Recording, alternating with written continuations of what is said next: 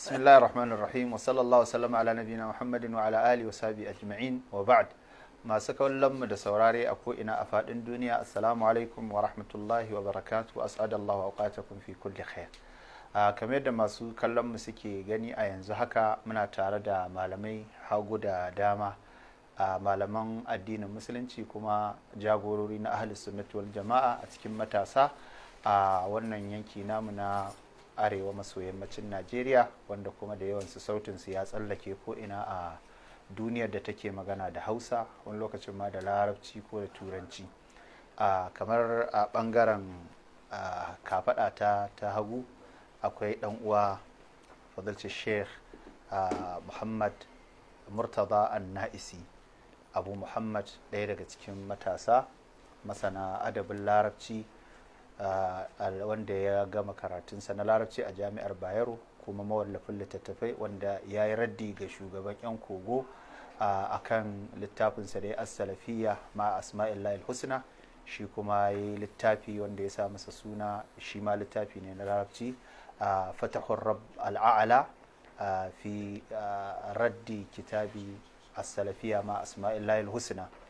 A ɓangare na dama a farko akwai fadilatul Dr. Abu Abdullah Magaji Falalu Zarewa, wanda ya yi jagorancin ɗaliban Najeriya, arewacin Najeriya a jami'ar musulunci ta Madina, kuma ya zauna a kujerar wakilcin ɗaliban Afirka a masallacin manzon Allah sallallahu alaihi wa alihi wasallam, kuma darakta ne na programs a tashar Wisal Hausa TV, tashar da take yada koyarwa ta musulunci da kuma dakile miyagun aƙidu, kuma jagora ne na wa'yansu cibiyoyi na addinin musulunci, sannan kuma limami ne na juma'a a wasu masallatai a cikin birnin Kano. Kusa da shi akwai fadilatu Sheikh Abdulmuttalib Muhammad Gusau, ɗaya daga cikin matasa ahlus sunna gwaraza, wanda ya yi karatunsa na kimiyyar gona da kuma noma a jami'ar kimiyya da fasaha ta Kano, wacce ake cewa Kano State University of Science and Technology Wudil. Yana zaune a Kano, kuma limami ne na wata santa da take dauke da masallacin juma'a a Gusau, santar Imamu Ahmad ibn Hanbal. Daura da shi kuma shehin malami ne a bijimi caɓi karhanya dundu mai karan tsaye, wanda ya hana bid'a sakat, a Sheikh Musa Yusuf Asadu Sunna, ɗaya daga cikin samarin da tsawarsu da sautinsu ya tsallake duk wata iyaka, ya isa zuwa ga duk inda bahaushe ya isa, wanda kuma safe da yamma dare da rana kullum a cikin ilmantarwa yake, wanda asali mutumin Kaduna ne, amma za ka gan shi a Sokoto, za ka gan shi a Kano, za ka gan shi a ko'ina a faɗin Najeriya. Daura da shi kuma daga ɓangaren damansa akwai shehin malami Abu Bassam Umar Tijjani Hassan, ɗalibin da ya gama karatu a jami'ar musulunci ta Madina, ya yi kulliyatu shari'a, kuma ya ci gaba da digirinsa na gaba zuwa digirin digirgir a Malaysia. Yanzu haka malami ne a tsangayar koyar da addinin musulunci a jami'ar Alƙalam da take wato Katsina, sa'an nan kuma limami ne daga cikin limamai a masallacin juma'ar Mazaf da yake kofar ruwa a nan Kano a Najeriya, kuma sannan mai wa'azi ne da kuma sharhi akan al'amura na addini. Wayannan su ne malaman da muke tattare da su, kuma zan ɗan miƙa musu tambayoyi akan matashiyar abin da ke tafa da mu. Kamar yadda muka sani cewa gamayyar malamai na duniyar Hausa, wanda malaman jihar Kano suka wakilce su, sun kai korafi zuwa ga hukumomin tsaro da kuma gwamnatin jihar Kano a bisa ta'anniti da barna da wani daga cikin mutanen da suke cara da sunan malinta a cikin Kano, wanda ake ce masa Abdul Jabbar Sheikh Nasir Kabara yake yi, wanda batancinsa ya tsallake malaman musulunci, ya kai ga sahabban manzo Allah sallallahu alaihi, daga baya ma kuma muke tuhumarsa da taba mutuncin annabi sallallahu alaihi wa alihi sallama da matayensa da kuma addinin musulunci da littattafan addinin musulunci. Malamai sun kai korafi, gwamnati kuma ta karba walillahi alhamd, bayan ta ji abubuwan da ita kanta ta gamsu da cewa korafi yayi korafi, ta nemi izini daga kotu akan za ta dakatar da wannan malami zuwa lokacin da za a gama bincike na tsaro kuma a gurfanar da shi domin shari'a ya fuskanci kuliyaman ta sabo. Wannan yasa a tsana tsaikon haka muka fara jin masu rajin kare haƙƙin bil'adama da masu cara suna ganin cewa abin da aka yi masa kamar ba a kyauta ba, shi ma haka kuma yake gani, sannan ya nemi a yi masa adalci domin ya zo a bijiro masa da tuhumar da ake masa domin ya cewa yana da amsa. Kuma alhamdulillahi ƙungiyar gamayyar malaman jihar Kano da take wakiltar malaman Hausa ta yadda, kuma gwamnatin jihar Kano ta yadda kuma ta ba da umarni kuma ta ce a je a shirya a kawo mata rahoto bayan sati biyu, wanda an yi hakan tun satuttuka biyu da suka huce. Da ƙarshe gwamnatin jihar Kano ta saka rana cewa za a yi muƙabala ranar Lahadi, wanda a yau kamar ma iya cewa jajiberin kanwa kenan ta muƙabalar, saura kwana biyu, yau 5 ga wata kenan ga watan 3 2021. to kuma katsam yau a bayan saukowa daga mimbarin juma'a sai yawanci limamai da malamai suka ci karo da sanarwar cewa wata kotu da take zaune a gidan murtala a nan jihar Kano mai lamba, an faɗi lambarta, ta bayan wani lauya da aka faɗa ya kai ƙara, wanda har yanzu ba mu ji ƙarara shi lauyan daga wani ɓangare yake ba. Kotu ta dakatar da wannan muƙabala zuwa 22 ga wata, wanda zuwa yanzu muna sauraron sharhi da fashin baki daga hukumomin da abin ya shafa, mu ji shin wannan kwanan watan za a yi muƙabalan ne ko kuma me za a yi. To yanzu bayan wannan doguwar mukaddima zan saurari malam Sheikh Musa Yusuf Asadu Sunna, da shi zan fara. Algawar ta malam, barakallahu fikum, kaji yadda al'amura suka kasance. Shin malaman ahlus sunna wani irin shiri suka yi wa wannan muƙabala zuwa yanzu kafin sauraron wannan dakatarwa? Shin akwai wani shiri ne da kuka yi ko ce da malaman ahlus sunna suka yi? muna so mu ji daga gare ka insha Allah. أعوذ بالله من الشيطان الرجيم بسم الله الرحمن الرحيم الحمد لله ناصر السنة والإسلام والدين بأهل السنة والصلاة والسلام على رسول الله الأمين وعلى آله وأصحابه وبعد ينقوى وندا سكي سورارمو دكما كلمو أدري وانا لوكتي منا مسو غيسوا إلين تأدين المسلمين السلام عليكم ورحمة الله وبركاته. نفرقو دي كمال يدى ما سوغني za su iya gani na tare da 'yan uwa da kuma ganin sallar juma'a. An fahimci na yi takanas ta Kaduna zuwa Kano, kuma jin cewa na shigo Kano to an san cewa dama abin da zai shigo da ni kenan. A ƙarƙashin wannan mutane sun sani cewa ko da maganar wannan muƙabala ta taso, idan ka hada da watakila wanda za a ce a cikin waɗanda ake ganin su malaman sunna ne suka ce ba su goyi bayan a zauna ba, za ka ga ba su kai 1 cikin 100 wanda suka goyi bayan cewa a yi zaman ba. To shi kuma a ƙa'ida abin da yake annajir kalma adum ne, abin da yake kaɗan ne in an tashi hukunci kamar ma babu ainihin wato shi ne. Wannan shi ne abu na farko. Abu na biyu kuma, dama idan ba Allah subhanahu wa ta'ala ya hukuncinsa ba, dama gwamnati ta shigo. Ni a yadda na sani dama ba yadda za a yi Abdul yadda salim alim a zauna da shi, domin me shi Sheikhul Arab gashi a zaune shekara ta 2013. ina iya tunawa da za a yi zama da shi da Malam Alƙasim, ana washe gari Malam Alƙasim ya buga min waya, na taho daga garin Kaduna kamar yadda na taho yanzu. Ni na zo da masu kyamarori mutum 2, wanda har bayan zaman za ka ji yana faɗa da bakinsa yana cewa irin kifugun da ake wannan ɗan kun ɗauka wasa ne, don ku gane abin shirye ne, kyamarorin ma tafiyayyu ne, daga Kaduna aka taho da su. So mutane wannan zaman da suke gani da Malam Alƙasim sakamakon wancan kyamarorin ne da aka taho da su daga Kaduna. To maganan tattauna wannan da ya ta ihu a kanta abu ne da dama shi bai saba ba, don kafin Malam Alƙasim za ka ga ba wata tattaunawa da za a iya ɗauko a nuna maka ita tarihi ya sajjala cewa ya taɓa yi. Kuma abin da ya bayyana wannan zaman ya ba mala alƙasim littafi a cikin 'yan kwanaki kaɗan. mala alƙasim ya ce yana da masail wajen 100 da wani abu da zai yi ardin su daga wannan littafin. Duk mutumin da ya san mala alƙasim a gidan karatu ba zai mamaki ba yadda ya zo yana masa ardin abubuwa da ka, to daga nan sai ya firgita. wannan mutane suka lura tun daga lokacin bai sake yadda ba a zauna da shi. Duk sharaɗin da yake kawowa na sai an cika za a yi zaman, kamar yadda suke faɗa, kamar mutum ne ya kama hannunka ya ɗaure ka ya jefa ruwa ya ce iyaka iyaka an tabtalla bilma'i, to abin da yake yi kenan. Saboda haka sannan abu na uku, duk wanda ya taso a saha ta karatu, alhamdulillah kullum muna faɗa wa 'yan uwa, muna ce musu karantarwa sunna ta bambanta.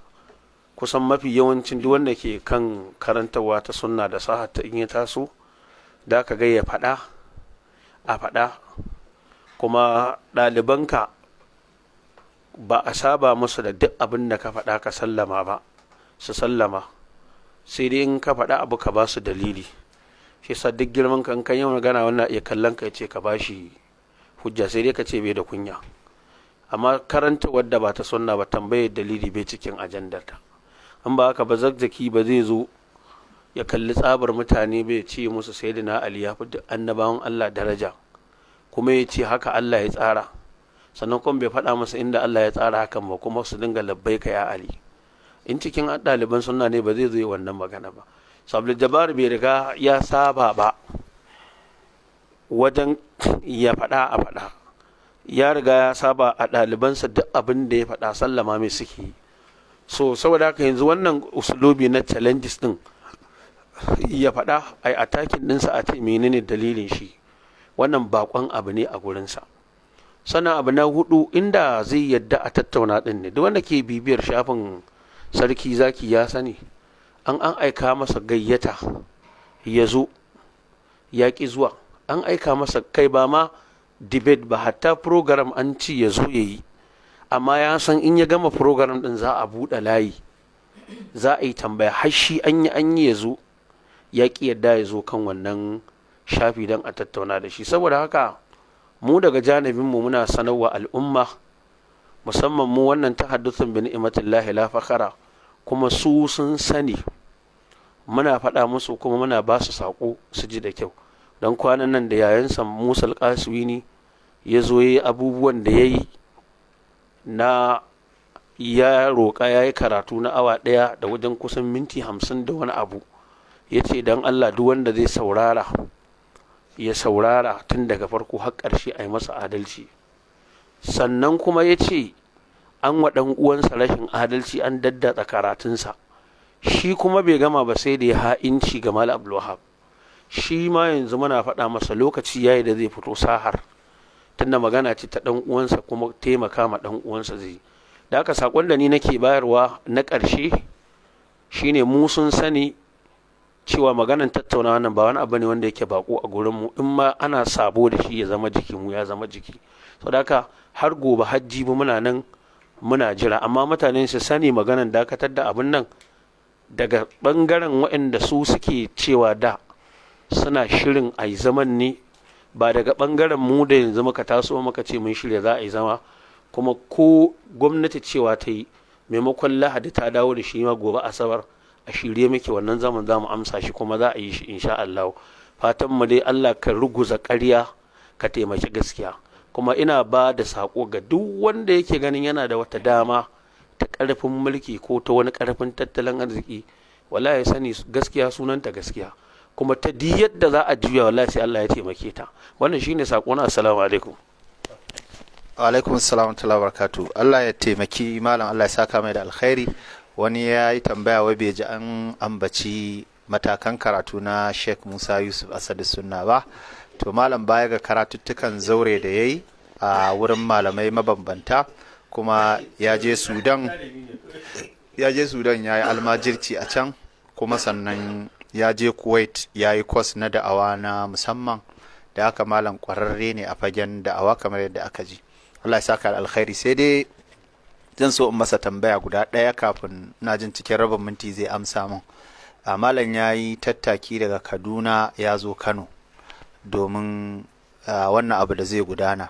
Wancan karan duk wanda ya ji muƙabalar da aka yi ta a watan Fabrair na shekarar 2013 a ranar 22 ga wata idan ba a manta ba, wacce muka je muka yi da shi Abdul Jabbar a gidansa da ke unguwar Gwalama Ahad, malam har da shi a ciki, kuma an ji maganganunsa ma da yawa, yana ciwon da suka kwace shi ma walillahi alhamd. To yanzu kuma kamar an tuntubi kwamishinan addini na Kano, Baba Impossible, kuma an tattambayi malamai mabambanta cewa wai dawa za a kara a cikin malamai. To yawanci amsar da muke ji cewa har yanzu ba a fitar da sunayen malaman ba. To shin ko malam zai iya gaya mana har da shi za a tattauna ne, ko kuma ya halarci ainihin muƙabalan ne don ya gane wa idansa? To yadda ka faɗa amsar da shi ya bayar ita zan bayar, cewa ai kaman tim ne guda biyu za a buga, haƙƙi ne ga ba haƙƙi ba ne ga gare ka kace dole sai ka san da wa za a buga. Kowa aka turo inda ya zo wakiltar ɓangaren mu shikenan, bas kawai din ya kayar da ɓangaren mu ya kayar da duk wanda yake ɓangaren, shikenan kawai. Alhamdulillah, a taƙaice da kenan izuwa yanzu, har izuwa yanzu da aka ce kotu ta dakatar, muna sa ran ya zama ba dakatarwa ce ta dindindin ba. Ga matashi Malam Abdulmuttalib da yake kusa da shi, shi ya barin bashi mintuna in ji malam. Mun ji wasu malamai sun ce suna ba da shawara kar a yi muƙabalan nan, amma mun sani su ma sun gamsu da cewa tuhuma ta faɗa kansa, kamar yadda masu cewa a yi su ma sun gamsu da cewa akwai tuhuma a kansa. Sai zama bambancin kawai maslahar su suna ga cewa suna jin tsoron lalla za a ba shi dama ya yaɗa shubohinsa ne. To malam, kai ka taɓa yi masa martani, kai ne ba ake cewa mai kifi, don na tabbatar da martanin ka ya tsorata shi kwarai da gaske, domin duk wanda ya ji karatuttukansa bayan martanin da kai masa akan matsalar hadisin kifin nan zai tabbatar da cewa lallai dindin ya sauka a tsakar gadon baya. To yanzu tambayar da nake so in yi shine, me maslahar yin muƙabalar a mahangan mu ta ahlus sunna, kuma akwai bambanci tsakanin titsiye da kuma irin waccan muƙabalar da aka yi lokacin tsakanin da muka je masa tare da Malam Alƙasim a mahangar sunna? Assalamu alaikum wa rahmatullahi wa barakatuh. Yan uwa, muna gode ma Allah subhanahu wa ta'ala da ya nuna muna gaskiya, kuma ya tada mu a cikin waɗanda suke ganin cewa gaske suke mai hidima. Wannan ba karamin nasara bace da godiya ga Allah subhanahu wa ta'ala, yayi ka musulmi kuma yayi ka ahlus sunna, kamar da Imam Ahmad bin Hanbal yake cewa. Bangaren malamai waɗanda suke kallon cewa kamar babu alfanu ko ba fa'idan ma a yi ta tsaye ga Abdul Jabbar, da yawa manganin sun fito akan matsayin cewa su riga da sun mai hukunci a matsayin mutum ne wanda ba kan musulunci yake ba. To da haka ba buƙatar ma wai sai an zazzauna da shi an tattauna wace hujja za a nema daga gare shi, bayan dukan lafazansa sun nuna cewa mutumin ne ya sauka da kan karantarwa addinin musulunci, wani abu daban yake wanda ba musulunci ba. Ko shakka babu haka ne, kyautar da su ne da malaman nan suke yi ma yan uwa akan wannan fuska din. Amma fa'ida da mu muke kallo guda ɗaya ce, cewa da yawa mabiyansa a kullum in ya tashi ya yi ihu sai ce a zo a zauna, babu wanda ya sai zauna da shi.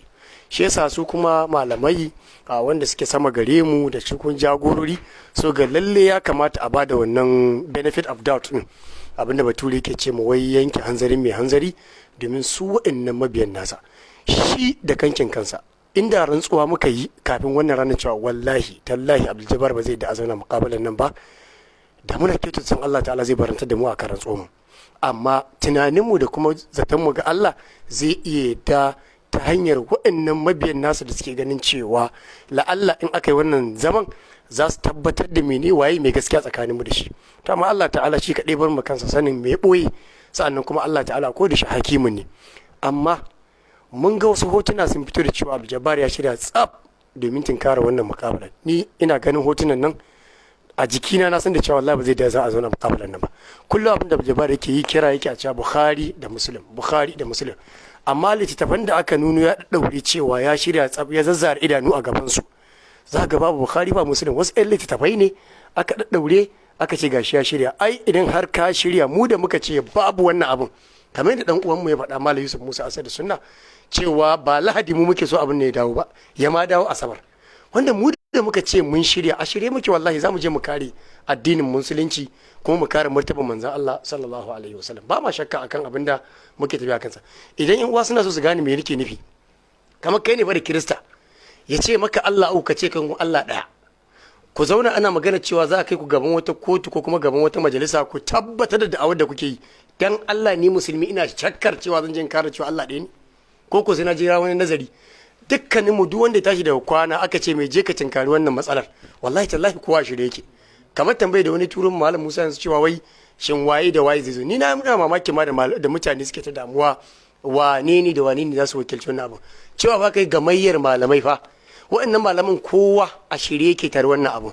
So ni na tabbata har ga Allah cewa tun da yanzu muka yi ta kira ga gwamnati a da cewa ta kira mu da mutumin nan ɗaiɗai kuma duk sun yi kiran nan, gama garin mu sun yi kira.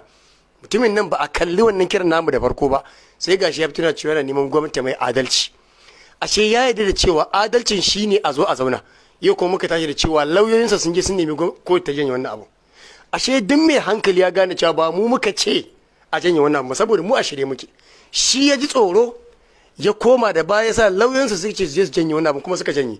In kuma ya ce ba lauyoyinsa bane suka janye wannan abu, su lauyoyinsa fito su ce ƙarya suke ba su suka janye ba. Ko kuma gwamnati ta gaya mana cewa ita janye da kanta a bisa ga wace maslaha. Ita gwamnati ta ce muna ko ce ta bata umarni kuma muna jira mu ga wannan umarnin. Fatan mu ga Allah kada gwamnati ta yi ƙasa a gwiwa wajen tabbatar da, saboda babu abin da yake da kima wajen musamman addinin mu. Wallahi rayuwar mu gaba ɗaya bayan addinin nan take. Ba mu da shakkar wani abu, ba ma tsoron wani abu, illa mu nemi addinin mu ya zama shine a gaba. Kullum Abdul Jabbar cewa yake bahasi yake nazari yake.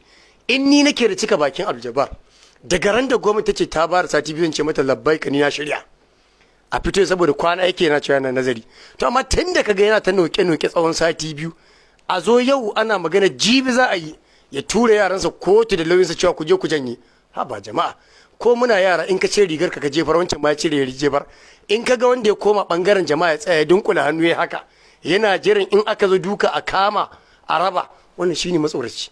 Amma wanda ya cewa ke mu fita bayan gari ko za mu haɗu bayan gari, sai muka ce muka mu haɗu ran Lahadi da gwamnati ta ce a sa. Kai kuma tun da yau ka fara raki, ka sa aje a janye, ka sa mutane su je kotu su ce a fasa wannan abun, to ba mu san hikimar da kake ba. In dai musuluncin nan kake karewa da kullum kake cewa a shirye kake ga kowane irin malami, babba ko jariri, mai mukami ko marin mukami, wanda ya suna ko wanda bai suna ba, to alhamdulillah da ba ta samu gari ka Abdul Jabbar, sai ka yadda a zo a yi. Amma wannan janyewar da ta kai tana tabbatar mu al'umman duniya cewa tsoro kaji. Dan mu a nan matasan sunna ba fa kan malaman ba, mu matasan sunna a shirye muke, ko ba a san macito ba sai miya ta kare. Ma'ana a zo a yi muƙabalan nan, in dai manzon Allah sallallahu alaihi ake karewa, to mu a shirye muke. Yanzu daga inda muke magana da kai gwamnati ce mu wuce gidan sarki mai martaba sarkin Kano, yanzu nan malamai ko a shirye yake insha Allah ta'ala domin zuwa kare gaskiya da kuma taimakonta. So ina ganin malaman da suke ta magana cewa suna ba da shawara cewa kar a yi zamana, wasu daga ba sun faɗi hujja suka ce ba su mayar da hankalinsa ba. Wasu daga ba suka ce to a saurare ka wace hujja kake da bayan ka zagi Allah, ka zagi annabi, ka zagi sahabbansa, ka zagi shugabannin musulunci. Wannan shine uzurin da suka bayar, ba wai tsoron suke ji a yi dan ka kada gaskiya ba. Wallahi ba za ka taɓa kada gaskiya ba, sai dai gaskiya ta kada ƙarya. Bal naqdhibu bil haqqi ala al batil fa yadmaghuhu fa idha huwa zahiq. Allah baya taimakon ƙarya akan gaskiya, sai dai wata jaraba ta ubangiji.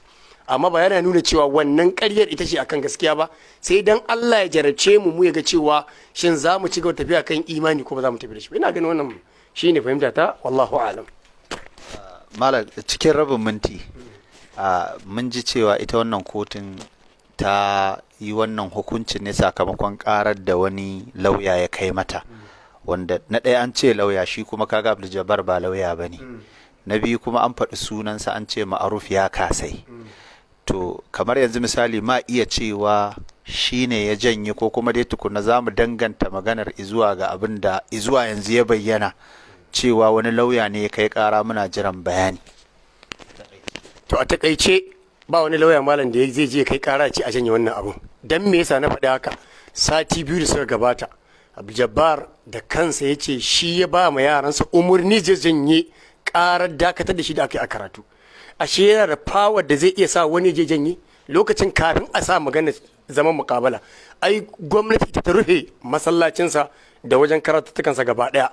Ya ce bisa girmamawa duk da bai shawara da su ba ya rena kuma kokarin su ba na suna ganin wani abu, amma shi da kansa ya ce su je zanye shari'a. Kaga shi yana da iko akan yaransa. To yanzu ma shi ba su umarni su je zanye saboda waccan da ta bayyana da farko cewa shi yake zanye da ita za mu yi amfani a irin wannan. Amma ba wani ma'aruf. Waye ma'aruf? Ma'aruf shine Ma'aruf Abdul-Jabbar. Shi yace aje a janye kuma aka janye da amadinsa da sunan saboda ya ji tsoro. In kuma bai ji tsoro bai ce su koma. Shikenan. To amma duk da haka malam Abdul Muttalib tunda yanzu zuwa yanzu har yanzu awoyi ake kirgawa daga fitowar sanarwar. Kamata dai mu yi tawakkufi.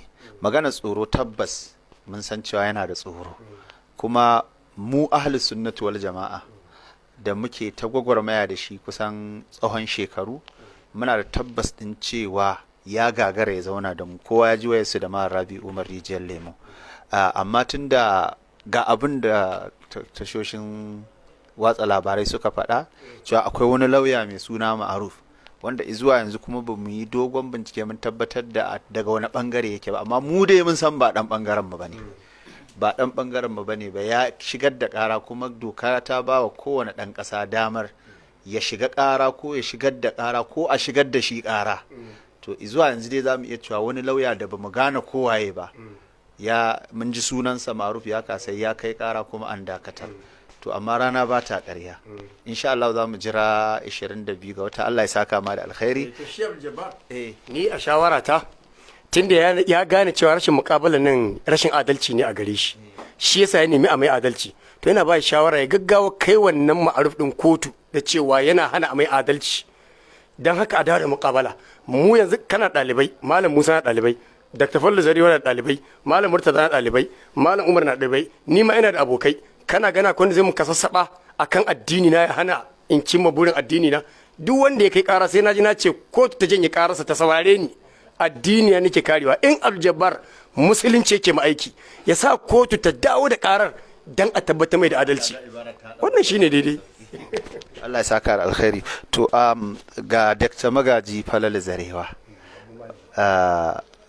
Kamar yadda na faɗa dakta ne na hadisi, dakta digiri na 1 a Madina, digiri na 2 a Madina, digiri na 3 a Madina. Algafata malam a takaice da abin da muka so Malam Abdul Muttalib ya mana shine ya tantance mana bambanci tsakanin tsiye da kuma muƙabala.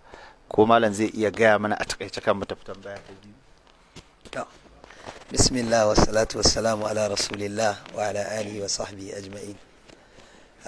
To akwai bambanci tsakanin muƙabala tabbas da tsiye. Duk da ita muƙabala kalma ce ta larabci, tsiye kuma kalma ce ta Hausa, kuma wasu sukan fassara muƙabalar da tsiye. To amma idan aka ce muƙabala ko munazara ko makamantansu shine tattaunawa ta fito da wato gaskiya ta wani ɓangare wanda yake ɓangarori ne guda biyu suke ja in ja, wannan ko sama da ɗaya, wannan suna ganin gaskiya ne, kowa yana ganin gaskiya yake faɗa. To idan ba an zo an yi zube ban ƙwarya ta dalili ba, ta hujjoji bisa abin da aka yi ittifaki a kan shi za a dogara da shi wajen fito da gaskiyan nan, yawwa, da kuma menene madogara, menene masadir da za a dogara da su wajen fito da gaskiyan nan, ba za a gane ba. To akwai bambanci kuma tsakanin munazara da kuma wato fito da tsiye din. Abinda nake so in ce shine munazara ta fito da gaskiya, ba mamaki dukkan mu abinda muke fata shine gaskiyar ta bayyana. Wannan zai sa idan aka zo in gaskiyar ba a harshe na Allah ya bayyana ta ba, na miƙa wuya, ko kuma ya zanto a harshe na Allah ya bayyana ta, abokin tattaunawa ta ya miƙa wuya. Irin wannan ita ce ta faru tsakanin manyan malaman musulunci, domin babu son zuciya a ciki. To amma kuma akwai abin da yake shi asali son zuciya ne, me yin ya san son zuciya ne, wanda yake sauraro ya san son zuciya ne. To a irin wannan babin ne tsiye za ta fito, don a zo a ƙure ramin mai ƙarya. Ina jin shine za a iya kira da sunan tsiye. To ban san ko akwai ƙarin bayani. Ya bayani ya fito fili. Tsiye wani mutum ne da ya yi laifi kuma yake jin kamar bai yi laifi ba, sai a zo a karanta masa laifinsa, a tabbatar masa, kuma a ce masa a ina ya samu wannan abin. Wannan kuma kamar shi ne abin da muke ji a bakin malamai cewa shi za a yi wa wannan bawan Allah. To algafarta malam, tsoron da wasu suke yi sun zaci cewa muƙabala ce ta yana da damar ya sauka daga wannan babin ya koma wancan babin ya jefo tambaya. Mu kuma mun sha gaya wa mutane cewa ba haka ba ne. Abin da za a yi shi ne tuhumarsa ake ya zagi manzon Allah sallallahu alaihi wasallama, ya fake da wasu shubuhohi. Za a kawo masa shubuhohin, a kuma kawo masa zagin, a ce ya faɗi inda ya samu wa'annan maganganu. Kaga tsiye kenan da tuhuma. To shine muke so mu ji rigima tsakanin ƙarya da gaskiya, ko kuma tantance ƙarya da gaskiya, ko jayayya akan bayyana da gaskiya. Shin akwai wani dalili ne a cikin littafin Allah ko sunnar manzo Allah sama, ko kuma maganganun malamai? Akwai aya ko hadisi ko kuma sharhi da maganganun malamai? To wato ita an aka yi magana ta ja'in ja tsakanin gaskiya da ƙarya, musamman a cikin addininmu na musulunci, ai zai koma ne tun ƙarni 14, ƙarnuka 14 da aka wuto, ko tun zamanin annabi sallallahu alaihi wasallam. Haka ake ta gwagwarmaya. Manzon Allah ya fito ya ce shi annabi ne, an ja da shi, har kuma Allah maɗaukakin sarki ya bayyana addininsa. Sahabbai sun yi wannan gwagwarmayar, tabi'ai suka biyo bayan su, waɗanda suka bi bayan sahabbai da tabi'ai da kyautatawa su ma dole su shirya cewa za su fuskanci irin wannan abin nan ɗin, domin wannan wata sunna ce ta Allah subhanahu wa ta'ala. Kuma wato abin da yake ciki na fa'ida shine suna da yawan gaske, kuma dalilansu suna nan burjit a cikin alkur'ani da sunna annabi Muhammad. Na daidai waƙi'in rayuwar musulunci ya tabbatar da ita. Waƙi'in rayuwar musulunci haka aka yi ta bugawa. Annabi ya ce shi annabi ne, waɗannan su ce ƙarya yake ba annabi ba ne. To haka kuma har aka zo cikin abin da ya shafi addinin musulunci da kuma ilimin na addinin musulunci. Misali, in ka ɗauko abin da ya shafi irin waɗannan tunaninnukan na musanta sunnar manzon Allah, ko watsi da wani sashi na sunna annabi Muhammad sallallahu alaihi wasallam, a yana cikin abin da asalin malamai suka lissafa cewa sababi ne daga cikin sabuba da yake kawo bid'a, shine aljahlu bis sunnati wal jahlu bi makanatiha. Rashin sanin ita sunna din min haythu alqawaid, ta fuskar sanin ka'idodin hadisan annabi Muhammad. Idan mutum ya karanci mustalahul hadith, ya karanci yadda ake gane hadisi ingantacce da wanda ba ingantacce ba, ba shi da problem. Sawa'un ta fuskar abin da ya shafi ya aiki da hadisai ingantattu da waɗanda suke malamai sun gamsu da aiki da su, ko kuma ta fuskar abin da ya shafi watsi da hadisan da ba su inganta ba. So galibi za ka ga rashin sanin wannan yana sa da yawa daga cikin mutane ko wasu malamai sai su auka su ta aikata bid'a, sai su mai da bid'a sunna ba tare da dalili ba. Kuma shi yasa manzon Allah ya ja kunne ya ce al-kadhibu alayya laysa ka kadhibin ala ahad. Yace ba ƙarya da za a yi min ba ƙarya ce kaman gama garin ƙarya kai wa wani ƙarya ba. Man kadhaba alayhi muta'ammidan falyatabawwa maq'adahu min nar, dan kar a yi masa ƙarya. Saboda in dai an jingina magana ga manzon Allah to ta zama fa shari'a. In ta zama shari'a to ka ce mutane su yi, in ka ce mutane su yi ka ce za su samu lada, in ka ce sun samu lada to zai zama sanadin samun rahamarsa a gurin Allah. So kaga yayin da ya zonto an ɗora mutane akan gaibu, akan ƙarya, duk wa'incan masalih din sun kauce. So saboda haka wannan babin kenan. Shi kuma babin jahilci da makanar sunnar manzon Allah, matsayinta a matsayinta na shari'a yana kalubalantar, kamar yadda muke da nawaqidul iman, to haka wato me nawaqid al-iman ya shafi wato kin imani da sunnan manzon Allah ko kafirce wasu hadisai na manzon Allah, wani shi kuma shine kai tsaye zai daki biyayya ga annabi sallallahu alaihi wasallam. Wannan babi ne mai tsawo ta fuskar yadda aqlaniyun suka shigo, wanda suke ci kasar sunna annabi Muhammad da hankalinsu da tunaninsu. To dalilin da yake nuna haka shine ubangiji subhanahu wata'ala ya ba wa manzon Allah dama cewa jadilhum billati hiya ahsan.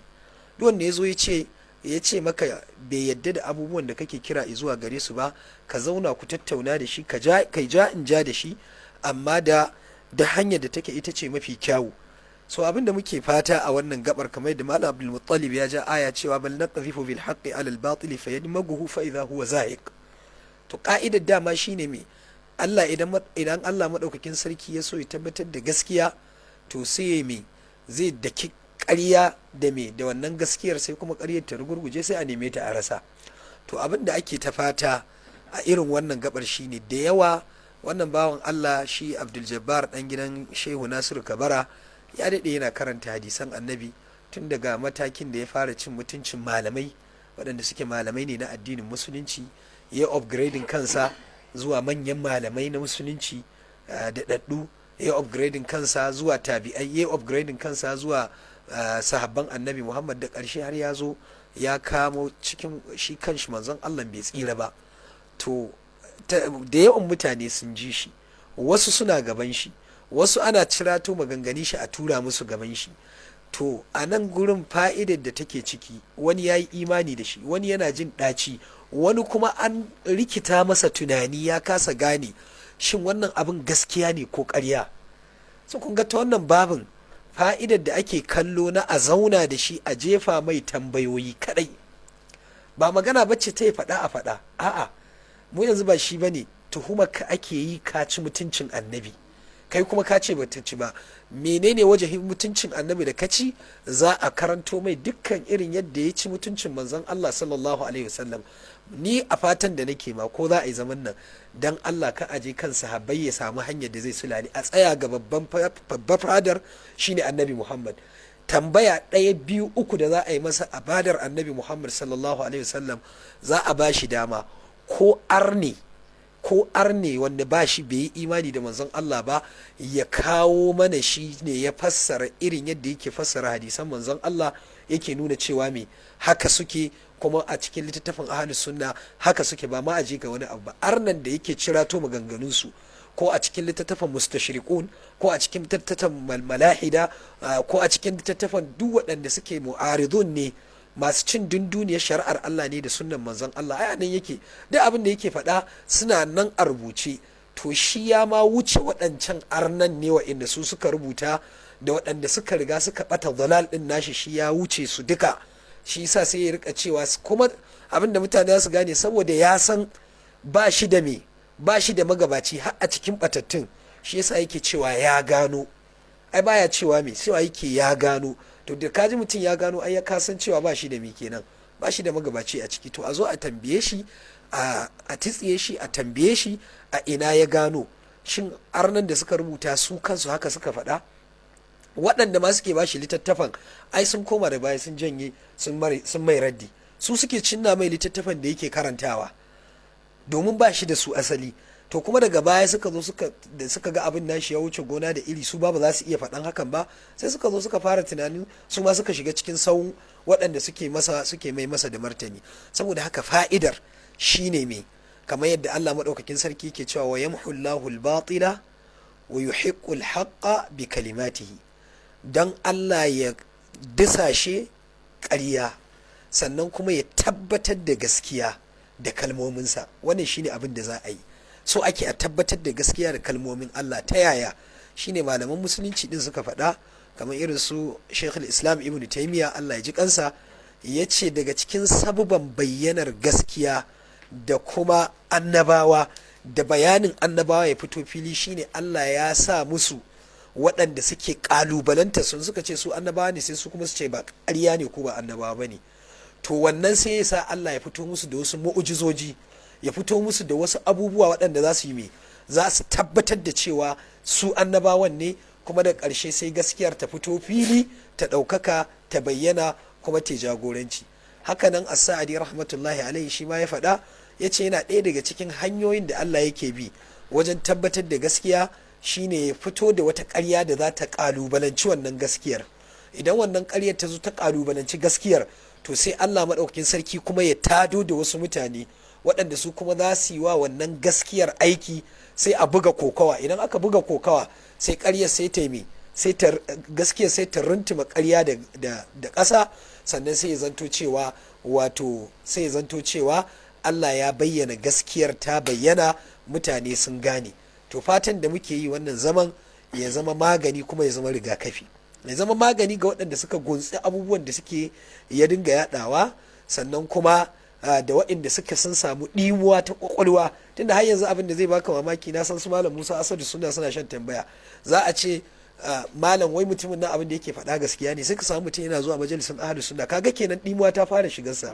So yana da buƙatar a ji daga bakin shi, ko dai ya kasa amsawa ko kuma in Allah ya rubuta mai shari'a da abin da muke fata, ba ma fatan shigarsa wuta.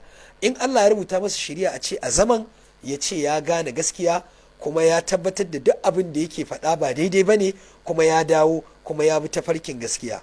Muna fatan Allah maɗaukakin sarki ya tabbatar da wannan zama, kuma Allah Ubangiji ya bayyana gaskiya ya kuma taimaki gaskiya, ya kuma nuna ƙarya ce, ya kuma ba al'umma ikon guje mata. Dr. Magaji Zarewa kenan, Allah ya saka da alkhairi. Mun ji bayanai na hikima da kuma nassoshi da malamai akan abin da ya shafi halaccin yin wannan taho mu gama.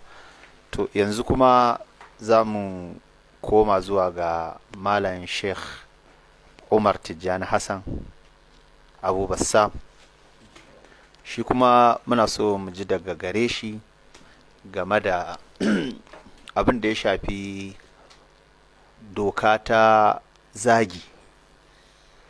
Asali doka ta zagi haramun ce a kowane addini, masu taɓa annabi mujrimai ne, wa kadhalika ja'alna li kulli nabiyyin aduwan minal mujrimin. Sannan in ka dawo doka ta bature a Najeriyance, a criminal court sashi na 204 ya tanadi dokar abin da ake cewa blasphemy, shine maganar batanci. Kuma mun sani cewa tun a constitution na Najeriya wanda aka getta shi a 1999 ya tabbatar mana da cewa akwai jihohi kusan 13 a arewacin Najeriya da suka yadda su yi amfani da shari'ar musulunci, kuma best ɗinsu shine akan wato matafiya ta ahlus sunnati wal jama'a.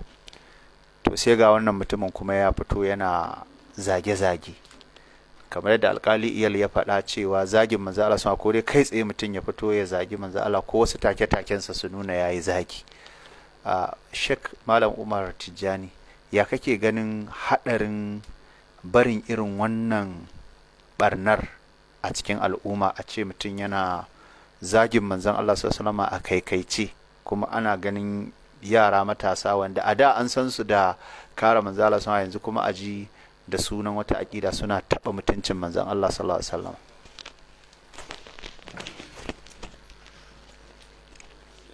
Bismillahi wassalatu wassalamu ala rasulillahi wa ala alihi wa sahbihi wa man wala wa ba'd. Wa assalamu alaikum wa rahmatullahi ta'ala wa barakatuh. Hakikanin gaskiya abin takaici ne, musamman a wannan gari namu na Kano a cikin arewacin Najeriya, yau a ce ana tattauna magana akan wani wanda yake cin zarafin Annabi sallallahu alaihi wasallam.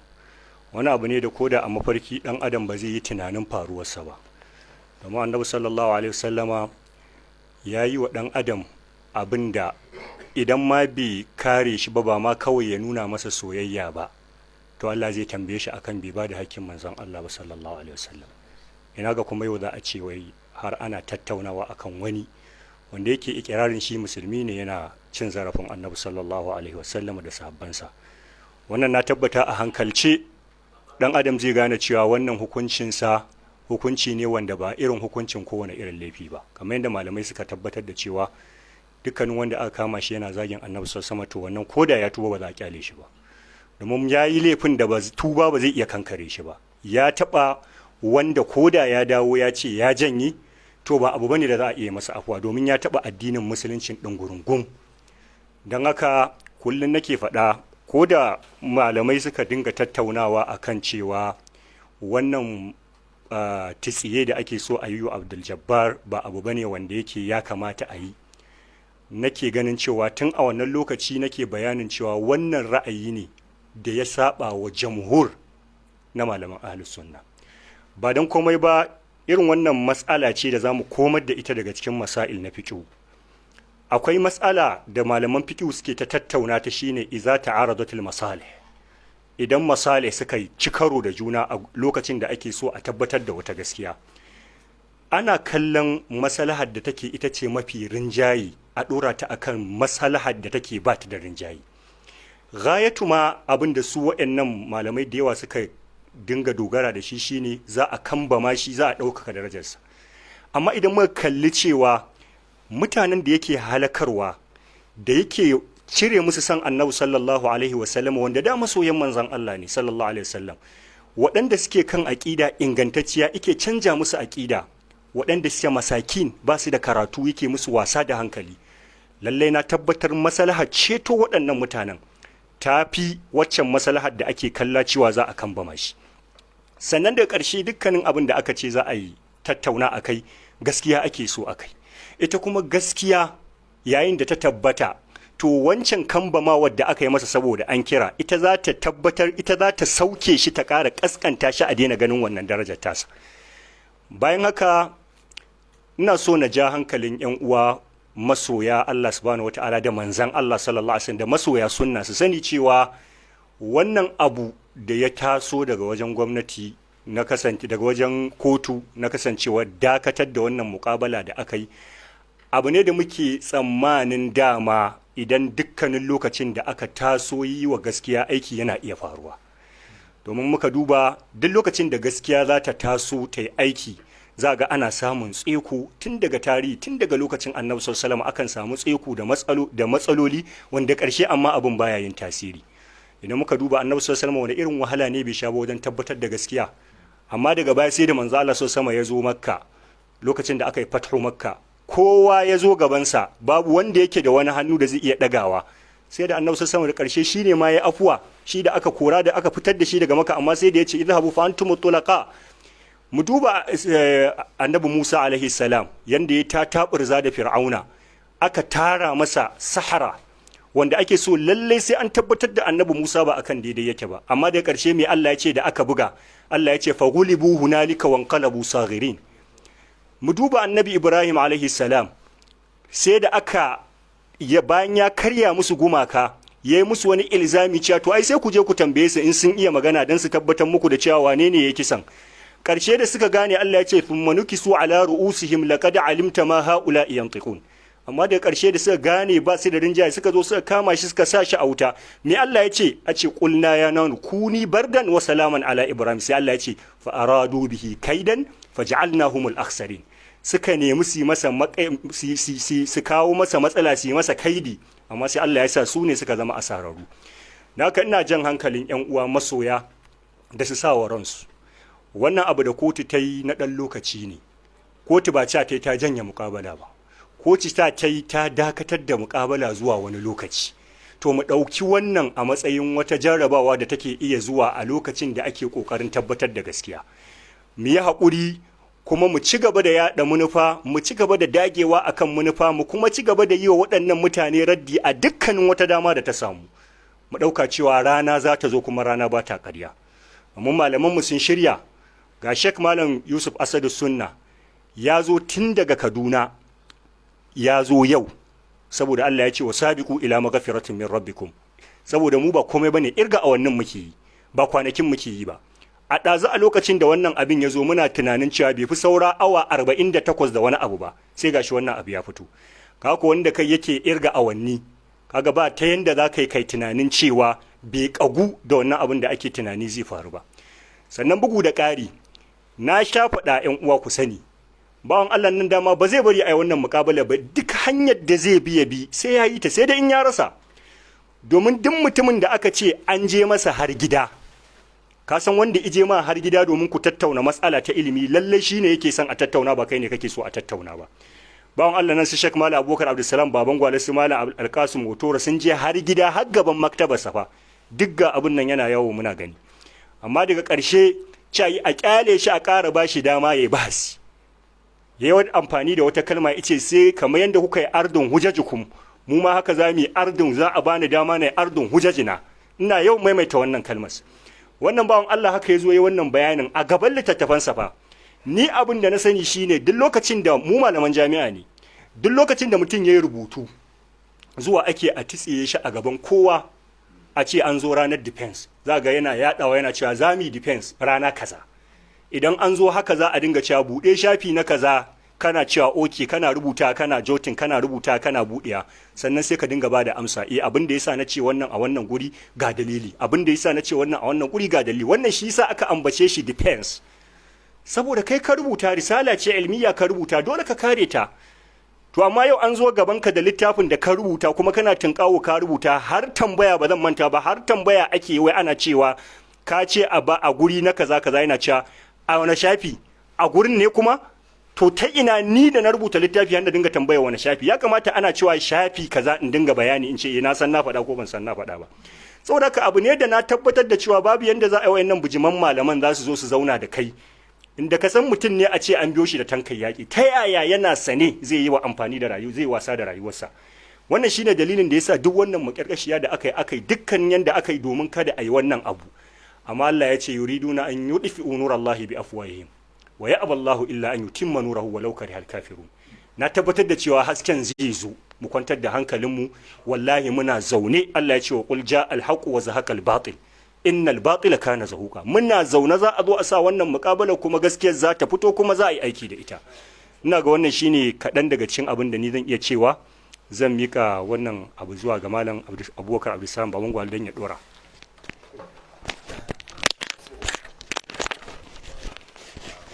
To Allah ya saka da alkhairi malam. Sheikh Malam Murtala An-Na'isi, wanda zan dan saurari batu daga wajen ka sai in mika abin maganar zuwa ga Sheikh Musa Yusuf Asadu Sunna cikin 'yan mintuna kaɗan sai mana ɗauraya ta ƙarshe. Wato shi ɓata ba shi da kaɗan, ba shi da mai yawa, kamar yadda Bahaushe yake cewa ba nagari a kashi. Yawa duk ɓata ne. To kuma wani lokacin ɗan hakkin da kare na shi ke tsone maka ido. Ina tunawa kamar maka matashiya Imam Abubakar Al-Baqillani a cikin Ijazul Qur'an da ya kawo irin sakarcin Musailimatul Kazzab, ya ce to abin da ya sa muka koro wasu daga cikin ƙarerayinsa da yake zaton alƙur'ani ne, muna so mu nuna wa mutane, mu ja hankalinsu su ga cewa tare da wautarsa amma ya kuma batar da mutane a haka, kuma tare da rashin rakaka, kamar mu ce rashin kwarewa da miƙewar zancensa, amma ya zamar da wasu da yawa. Wannan shi yasa watakila malamai suka doge akan lallai ya kamata a tattauna da wannan bawan Allah. Me za ka iya ce mana misali game da mahimmancin gwamnati ta dage kuma malamai su tsaya tsayin daka wajen ganin cewa lallai sai an tattauna da shi, musamman da yake kai dan gwale ne, baka da nisa sosai da inda yake, kuma kai ma ka sha ɗawainiya da shi da gwagwarmaya, musamman littafin ka da ka wallafa akan yi masa raddi. Alhamdulillah wassalatu wassalamu ala rasulillah wa ala alihi wa sahbihi man wala wa man tabi'ahum bi ihsan ila yawmiddin. Assalamu alaikum wa rahmatullahi wa barakatuh. A takaice ko in ce a gurguje, ni kiran da zan da hukuma gaba da shi wani mawkifi da ake ciki na munaza'a tsakanin wato ƙarya da gaskiya, na ta kai mu zuwa ga wannan gaba da gwamnati ta amsa wannan kira na shi wannan mutum, ta ba da wata shiga tsakaninmu da shi, har aka sa lokaci, muna sa rai jibi sai kuma ga wani hukunci ya gindayo. Gaskiya muna kallon wani hukunci da kotu ta yi a matsayin wani hukunci gaskiya zai kawo cikas game da alkhairi da kuma mustaqbal na zaman lafiya da gudanar addini na musulunci a tafarki wanda yake madaidaici, wato a wannan gari da kuma Najeriya gabaki ɗaya. Matsawar zamanto cewa aka kalli wani hukunci da kotu ta yi a matsayin cewa wani abu ne wanda yake za a yi gini a kai, ma'ana janyewar wannan munadarar ma'ana ta tabbata kenan, shi kenan gaskiya ba a san ya za a waye gari ba a sanya wato abu masir makoma ta addinin musulunci ba, da kuma hatta ma ba addinin musulunci ba, hatta harkar ilimi na addinin shi kansa da harkar rayuwa ba a san wace irin lalacewa za a fuskanta ba. Hakikanin gaskiya in ka kalli Abdul Jabbar gabaki ɗayansa, mutum ne a bisa asali da yawa ilimi kutse. So duk mutumin da ya zamanto cewa bai da asala a ilimi, to barnar da zai yi ta fi ta karkece a cikin wato ainihin garke na dabbobi. Domin duk mutumin da ya zamanto cewa bai da malami, a asalinsa bai da malami, kawai tsince ke a karatu, to zai zamanto cewa duk abin da zai karantar ko duk abin da zai isarwa mutane barna ce da tashin hankali kawai. Shi yasa zamanto cewa al'umma, gwamnati take tsantsantar al'amura da suna cin karo da al'amura na zama lafiya. So gaskiya mu musamman mu da muke abu shafa al'umma ta gwale da muke rayuwa, da kuma duk al'amura da ya fara tun daga lokacin da ya fara abu shafi da'awa har zuwa yanzu akan idan yayi a cikin kunnuwan mu akai komai. Gaskiya wato bamu ji daɗi ba na wani hukunci da kotu ta yi.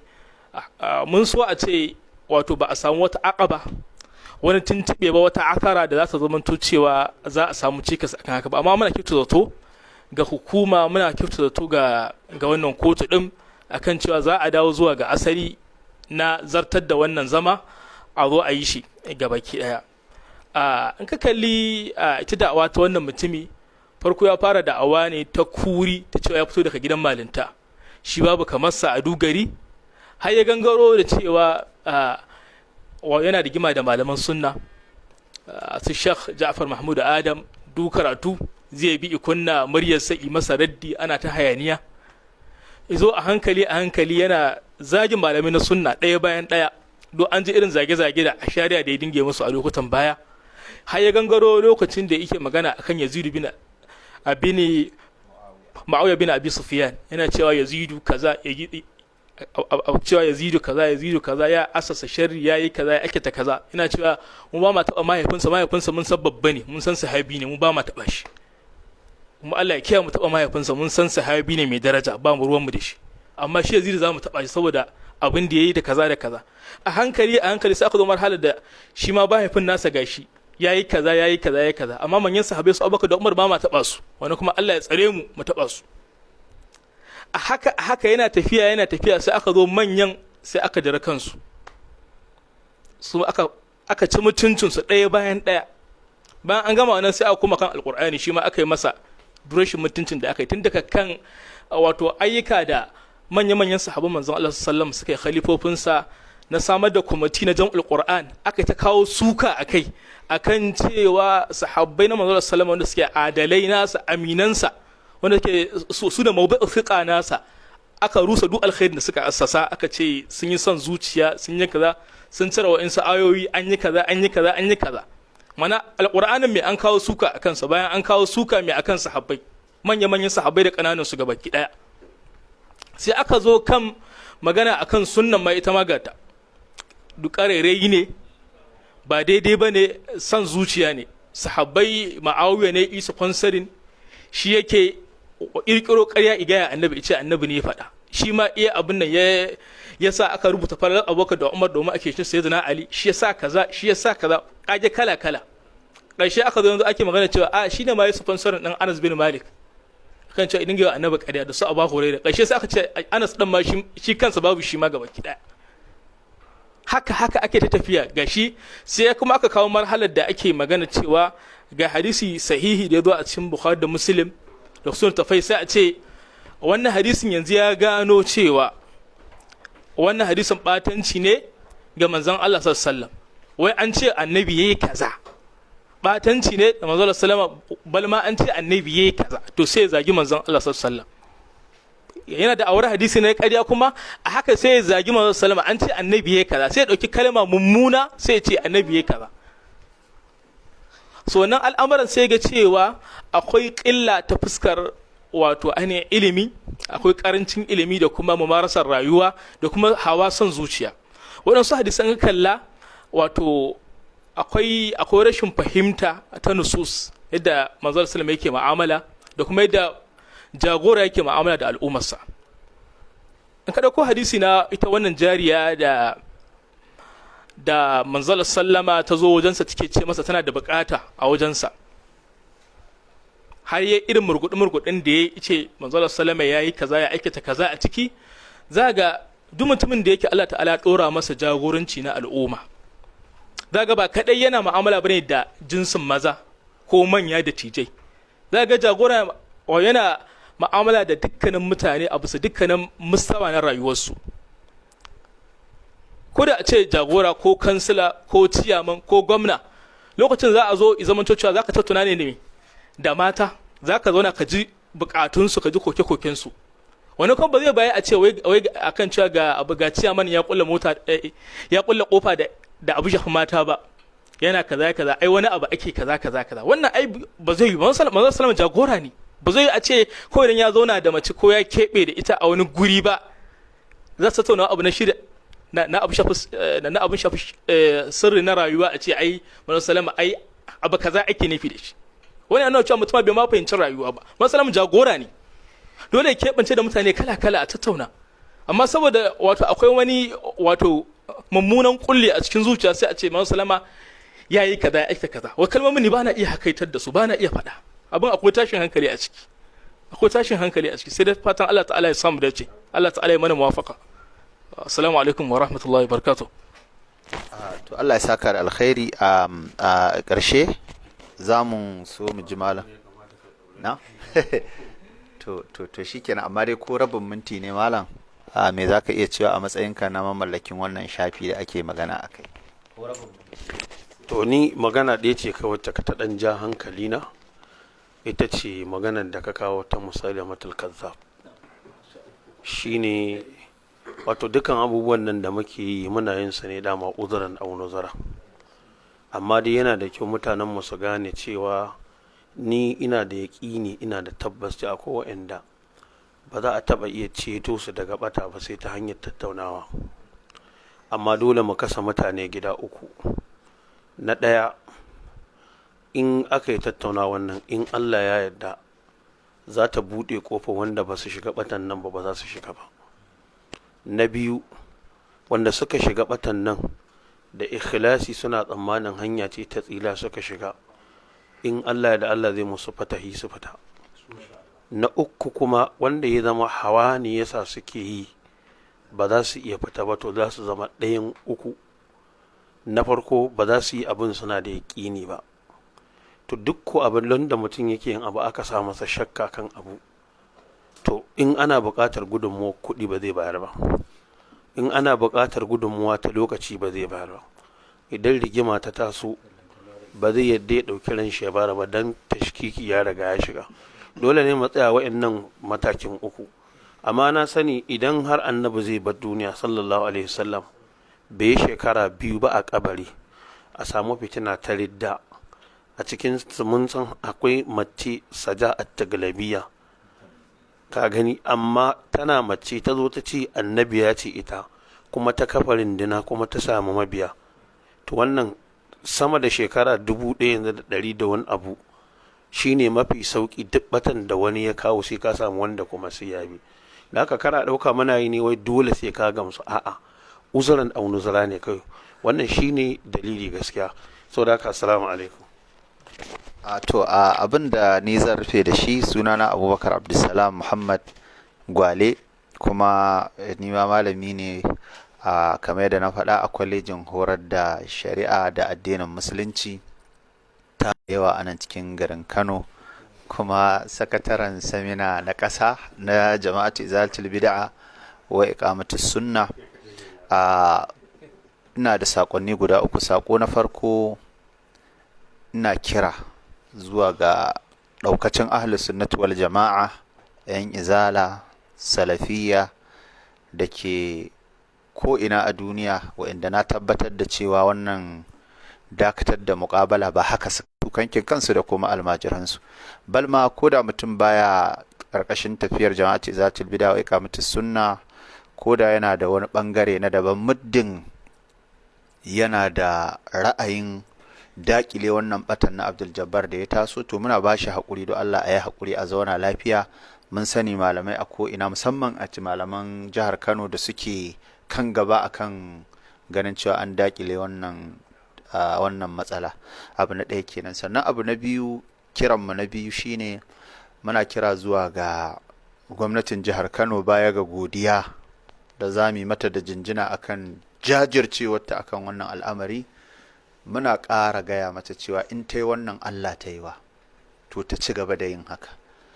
Kuma yin haka yana ɗaya daga cikin sabubban da Allah subhanahu wataala zai ƙara ba su damammaki iri daban-daban, domin abin da Allah yake so kenan, ya baka dama kai kuma ka gwada masa cewa a shirye kake da ka tsare addininsa, don wannan jihadi ne fi sabilillahi. To gwamnati ta jajirce, muna kyautata mata zato akan wannan mas'ala, muna kuma ci gaba da yi mata addu'a. Sannan muna kira zuwa ga kotu da kuma wanda ya kai ƙara zuwa yanzu gaskiya mun ji sunansa kawai an ce Ma'aruf ya kasai, amma kafofin da suka wallafa wannan ƙarar tukunna ba su sanar da mu daga ina ya fito ba.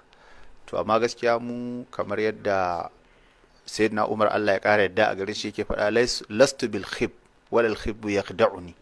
Mu ba haka muke zaune kara zuba ba, za mu yi amfani da dukkan wasu hanyoyi da Allah ya hore mana, ya sahale mana na shari'a, domin gano shi wannan lauya wai shin wa yake wakilta. Idan Abdul Jabbar yake wakilta muka gano, to dama mun san nan tafuwari, wai an dafa jabar daddawa, kuma ba abin mamaki ba ne ɗan makaɗi ya rawa.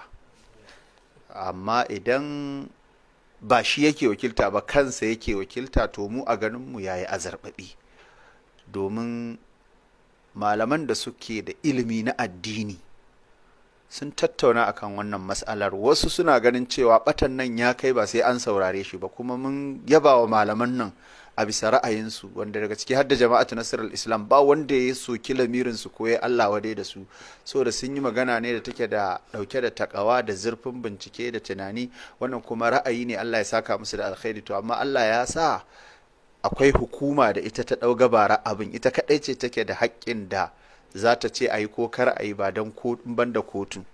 To ita hukuma bata ce kar ayi ba, kuma hukuma bata mayar da martani da wani kakkausar lafazi ba, saboda mujarradin ra'ayi ne game da ba game da tuhuma ba, a game da tsiye, wanda kuma gaskiya ce suka faɗa gwargwadon yadda Allah ya buɗa musu. Kuma Kano cike take da malamai iri daban-daban. Akwai malaman da gwamnati ta kyautata musu zato, ta ba su wasu madafan iko su rike mata, misali hukumar alhazai ne, hukumar shari'a ne, hukumar hizba ne, hukumar zakka ne, waɗanda suna da haƙƙin gwamnatin abu ya taso ta tuntuɓe su, kuma da yawa sukan tuna mata ƙabali da ba'adi in ta yi sahau rafkanuwa. Akwai kuma majalisar malamai ta Kano, majalisa ce halastacciya wanda ya sani ba ma shakka akwai manyan malamai a cikinta. Sannan akwai ƙungiyar gamayyar malaman Kano, waɗanda gida-gida na malintar Kano, fiƙihu da aƙida da rayuwa, to an haɗu kuma an dunkule domin samarwa da Kano ɗorarriyar rayuwa da kuma zaman lafiya, da kuma tabbatar da cewa harkar malinta ba ta ɓaci ba. Bayan nan kuma akwai ƙungiyoyi, akwai jama'atu izalatul bid'a wa iqamatus sunna bangaren Kaduna, akwai bangaren Jos, akwai 'yan Salafiyya, akwai 'yan Tijjaniya, akwai 'yan Qadiriyya, akwai 'yan jama'at tajdidul islam, akwai 'yan umma, waɗanda yawancinsu suna da wakilci kuma a wancan ƙungiyar gamayyar malaman. Bugu da ƙari kuma akwai malaman da su kankin kansu ma wata al'umma ce mai zaman kanta, za ga suna da faɗa aji. To duka wayannan malaman ba zai yi lokacin da gwamnati za ta ɗau mataki kowa sai ta bi shi ta ji ra'ayinsa ba, amma dai waɗanda suka fi kowa haƙƙi su ne malaman da suka kai ƙara. To kuma su gwamnati take zama da su kuma maslahar su ta sa sun yi ijma'i akan cewa a yi wannan zama, kuma har yanzu suna nan akan wannan bakan nasu, kuma suna kaiwa da komowa. Allah ya saka musu da alkhairi. To sai abu na ƙarshe, shi wancan lauya ya ji tsoron Allah, shi kuma alƙali ya sani cewa Allah zai turke shi ya tambaye shi ranar alkiyama. Akwai mutuwa, akwai kwanciyar kabari, akwai tashi, akwai sakamako na ƙarshe, wanda muna so ya tuna tsayuwarsa zuwa ga Allah subhanahu wata'ala, ya roƙi Allah ya ba shi dacewa domin yanke hukuncin da shi Allah zai farin ciki da shi, manzo Allah sallallahu alaihi ya farin ciki da shi, kar ya zama sanadiyar barin wasu mutane su doge akan bata. Domin yanzu mu ban damuwanmu shine Allah ya ceto waɗanda suka bata, ɗan saɓanin da muka samu da wasu malamai suna ganin cewa bai kamata a titsiye shi ba, wannan kamar yadda imamu zahabi ya faɗa, wala zalan nuzara'u yakhtalifun, masu dai ku malamai ne masu bincike ba za ku kushe ba kuna saɓani irin wannan. To don haka muna so lalle alƙalin nan muna kyautata masa zato, muna jira zuwa 22 ga watan maris na shekarar 2021 mu ga me zai faru, kuma masu ya watsa labarai su kuma su ji tsoron Allah su yi abin da manzon Allah sama zai yi alfahari da su. A ƙarshe muna godiya ga wannan tasha ta shehin malami Sheikh Musa Yusuf Asadu Sunna da kuma 'yan uwa su malam Usman da malam Ali wanda suka taimaka wajen ɗaukar wannan shiri namu takaitacce wanda muka yi cikin gaggawa. Sannan kuma ina miƙa godiya ga su 'yan uwa malamai, Sheikh Malam Murtaza Kabir An-Na'isi, Muhammad Murtaza Kabir An-Na'isi, Sheikh Dr. Magaji Falalu Zarewa, Sheikh Abdul Muttalib Muhammad Gusau, Fadilatul Sheikh Musa Yusuf Asadu Sunna, Fadilatul Sheikh Al-Allama Umar Tijani Hassan Kano, Jakara, ko mu ce 'yar kasuwa ko mararraba ko mu ce bakin kasuwa duk ga baki daya. Ni da na jagoranci shirin Abubakar Abdulsalam Muhammad Abu Tariq Gwale nake cewa assalamu alaikum wa rahmatullahi wa barakatuh.